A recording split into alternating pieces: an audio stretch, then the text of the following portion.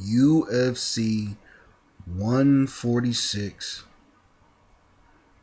Junior Dos Santos against Frank Mir for the UFC Heavyweight Championship of the World. And also, on the co-main event, we got Cain Velasquez going up against the guy making his UFC debut in Antonio Bigfoot Silva.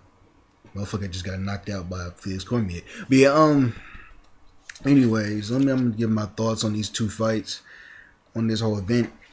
I haven't really followed this card because I'm still pissed off that Alistair Overeem got caught.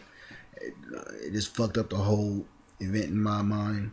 So I didn't even been following this shit. So I'm still gonna give my thoughts on it. Frank Mir is coming into this fight with a lot of momentum.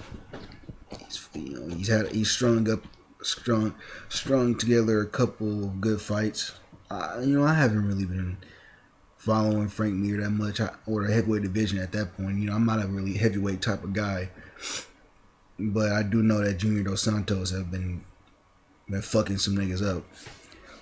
Motherfucker got some hands on him, boy. You want to talk about some lunch boxes? Dana White always talking about Brock Lesnar got lunch boxes for hands. That motherfucking got dynamite.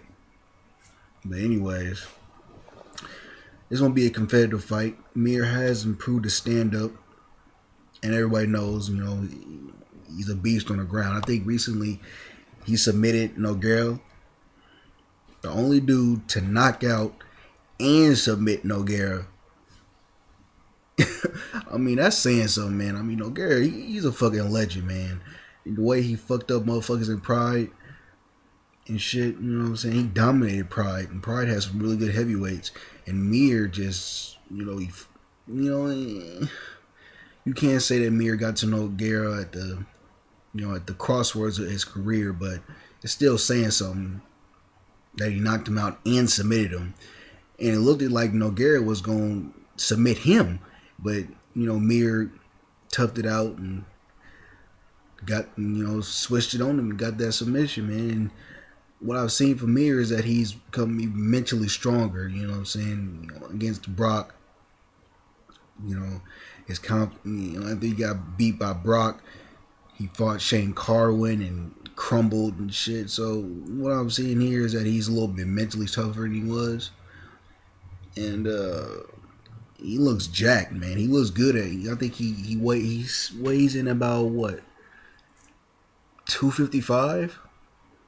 Yeah, about 255.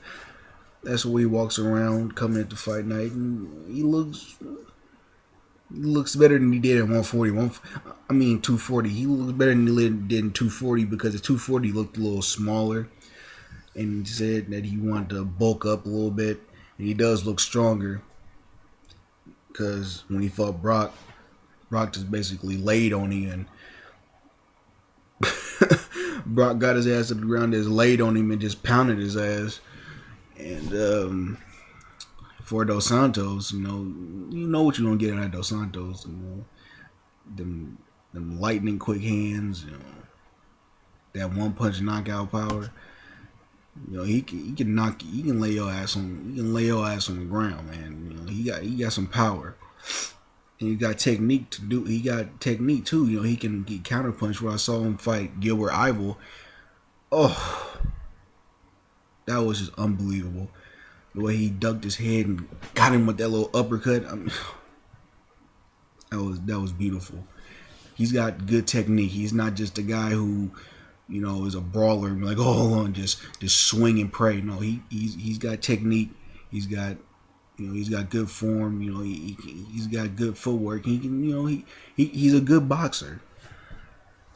But this MMA, eventually he's gonna get tested, and this fight is gonna be a good example of what if Dos Santos has shown any improvement or evolution, as I would say, as people in MMA world be like, oh, evolution. Because guys are going to come in with a basic style, and from there they're going to have to throw other things in their repertoire in terms of, if you're a stand-up guy, you're gonna have to get your submissions up. If you're a submission guy, you're gonna have to get your stand-up up, and vice versa. We're gonna see if Dos Santos, if he gets put in that place where he gets on the ground, that he can keep his composure and somehow get his ass back up. Or in some case, he'd be working with the Nogueira brothers, even see if he can submit Mir. Who knows, And he's been working with the Nogueira brothers. He's with Team Nog, so I'm guessing that his submissions are getting better, or improved a lot over the years. He just never got there because his stand up is so good. But this is gonna be a good fight. It's gonna be good. So Mir is not gonna disappoint. He was a good choice. He was the good choice. He's the best choice because he's shown the most improvement out of all the heavyweights. And we're gonna see also Cain Velasquez. It's kind of interesting that we're seeing two guys who fought for the heavyweight title.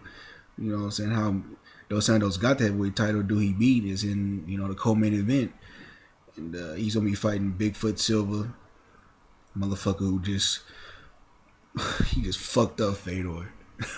Fedor got fucked. He fucked that motherfucker up. He fucked Fedor up bad.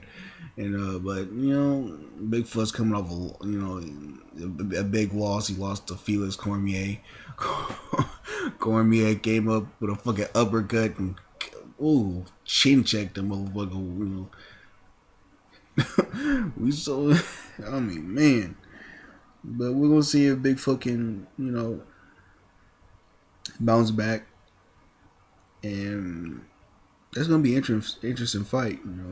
You know what you're gonna get out of Cain Velasquez: the wrestling, the stand up. He's a good, real-rounded fighter, and hopefully Cain can come up with a big win, because he's gonna have to. You can't take Bigfoot lightly. But basically, for that fight, I see Cain Velasquez winning decision. I think he's gonna use his wrestling.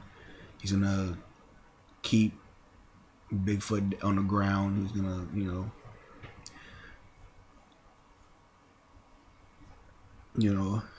control the fight like he did against Czech Congo. He can use his wrestling real good. Or maybe he'll keep it standing. Where the fight goes, Cain Velasquez, is good. So I do see him winning decision. And for the main event, I got Dos Santos winning by knockout. I swear, man. Dos Santos is good, man. I think Mir gonna get low. I think Mir's gonna get overconfident in his improved stand up. He's gonna try and test himself against Dos Santos, and Dos Santos gonna catch him with some shit, and the fight's gonna be over. That's basically how I see the fight. So, yeah. Peace.